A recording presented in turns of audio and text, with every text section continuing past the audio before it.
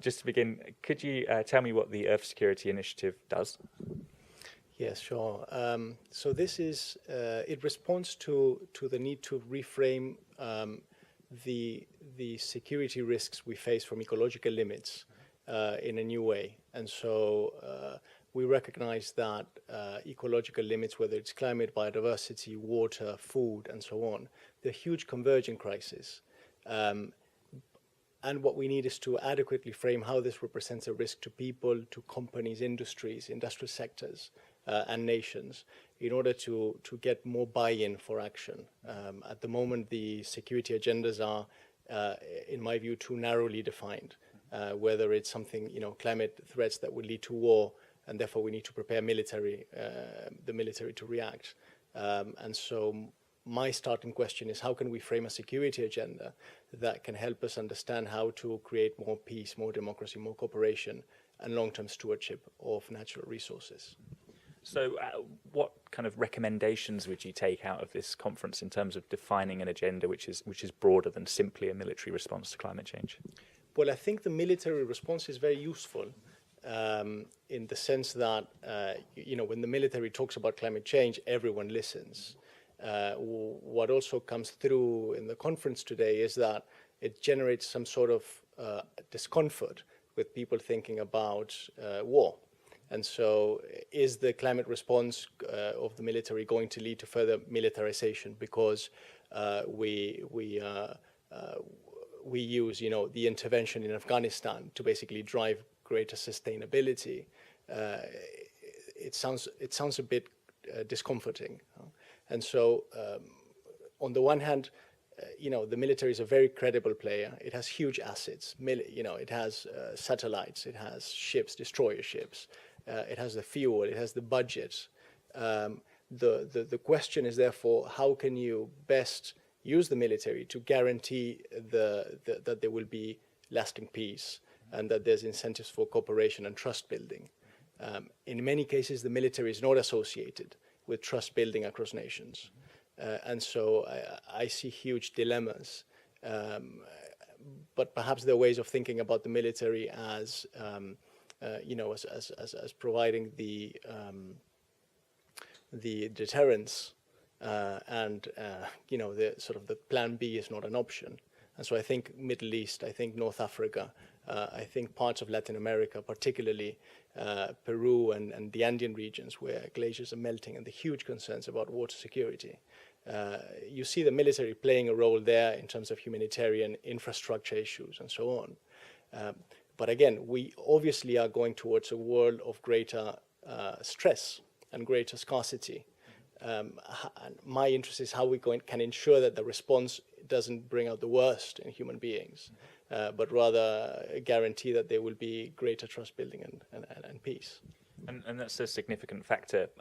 Scarcity of resources is obviously an opportunity for collaboration as much as it's a risk for war. Are we seeing one or both of those in the world today? Do you see collaboration over these issues, or do you see conflict over these issues?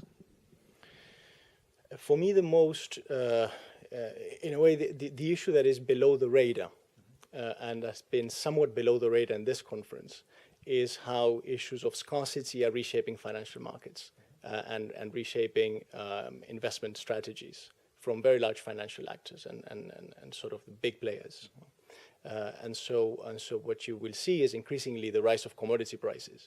And this is driving all sorts of interventions. Yeah. On the one hand, we've tended to think about environmental conflicts as those where water is running out and those opposing countries will basically, tension goes up. And I think that is probably going to be the case. There are very successful cases of, integrated river basin management, where different countries around a basin, they're sort of trying to cooperate in sustainable management. But the reality is, as food security starts to become a bigger issue, energy security becomes a bigger issue, and so upstream countries are building hydropower plants, as in Ethiopia and the Nile, and this is basically reducing the water flow to downstream countries like Egypt, which depend on 50% of their food is imported. This is going to create tensions, and so the governance systems that are set up to improve cooperation and dialogue, also face huge challenges. So, but going back to the issue of investment, one of the questions we're looking at the moment is the surge in investment, in land deals, in farmland, particularly in sub-Saharan Africa, but also in Latin America, and where you see a combination of things. You see scarcity and the rise of commodity prices making land a much more attractive asset class for investors. And so everybody's gearing to buy land. And what's happening in the process on the ground is actually very murky, because there you need a governance agenda. Governments need to be transparent in how they deal with the people that were already on the land. And so you're seeing a lot of campaigning at the moment, particularly here in the UK, with very big NGOs that are sort of denouncing the injustice of the agenda. And I think that's useful because it raises alarm, a bit what Greenpeace did in the 70s. But we also need actually very practical solutions going forward, because investment and commodity markets will not go away. That's part of our reality of the global economy. And so what are the solutions that we have for working with very large investors that have some commitment, have shown commitment to responsibility, working with local governments in sub-Saharan Africa to become more transparent, to respect the rights of the people living in the land, and together try to manage the issue of ecological limits, the water intensity of all this farming that will have to take place. Because ultimately, many of these agendas will be about food security. And that is going to drive a massive pressure on biodiversity and conservation and so on. And what are some of the practical measures that can be taken? As you've mentioned, huge investment in agricultural land in Africa, causing a lot of concern. What can be done? I think it comes down to one thing. In the land agenda, you see, for example, that some investors are trying to put on investor responsibility initiatives. It sounds a lot like the CSR. In many cases, it's very well intentioned, but it's not easy to know how it translates into practical measures on the ground. On the other hand, you have initiatives such as the voluntary guidelines for land tenure, which is not happening in the investment space, it's happening in the government space.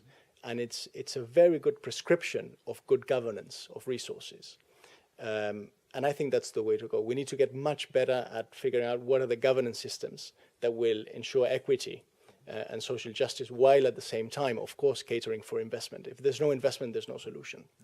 I think the one-liner for me is focus on good governance and focus on new institutions, because the institutions we have, to a large extent, the UN, these multilateral agreements, these regional organizations to deal with fishery management, to deal with the Amazon, they've just not performed adequately. And so we need to focus on management and governance of resources, and we need to focus on the actual institutions, the political processes, on the ground, in the countries and the regions where these scarcity is going on, and ensure that they can cater for these in a way trade-offs between investment, ecological limits, and social justice, and try to bring these three things closer together in a way that is more harmonious. And that's where the Earth security in many ways is about, defining a security agenda that enables win-win situations. Just use this opportunity to ask you about food speculation, because lots of campaigners are working on it in the UK at the moment. What's your perspective on this? Well, I mean, from the values perspective, is speculation good or bad? I think there are obviously a lot of very tough questions here. What is very clear is that the outcome is not good. It's not good for billions of people that depend on the price of rice, that depend on the price of wheat or bread. And so I think it's, at a time of a financial crisis where a lot of the call has been we need more regulation of the financial sector, right? Probably that is quite accurate. And when it comes to food specifically, we need to find a way to regulate how food is actually speculation on commodities actually happens. We sort of need to bring in the experts as well. We need to bring in those sort of financial mavericks to work together somehow with government regulators and figure out ways in which further financial regulation can work for the benefit of host countries and for the benefit of people that depend on these things. Because ultimately, countries will also need foreign investment. And There's perhaps a difference to make between transactions that happen in the financial market, which are somehow less connected to place and to physical resources. It's just perhaps trading of commodities, of food futures, of commodity futures, and so on, from the investments that are actually creating capacity, creating skills, creating resilience, preparing, good infrastructures that can manage resources for the long term. So I just think that we need to be very on it, but at the same time be very clear about what we need, and we need to increase our education about how the financial market works and what are the specific things that are not working so well, just to make sure that we're moving in the right direction. And just finally, what would you hope to come out of the conference today, which is looking at the nexus between health, climate and security?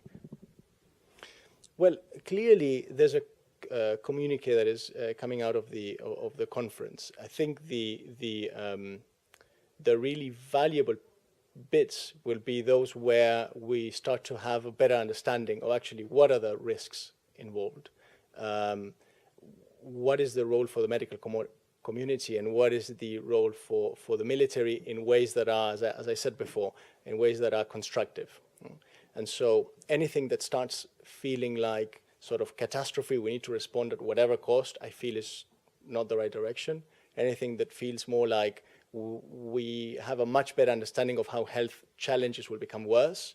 And here are 4 or 5 practical ways in which doctors, the defense establishment, more through humanitarian aid capabilities, can work together with existing efforts, big aid agencies, the work that governments are doing on the ground, and so on. So I think that there's a need to focus on something we are calling at the moment resilience investing.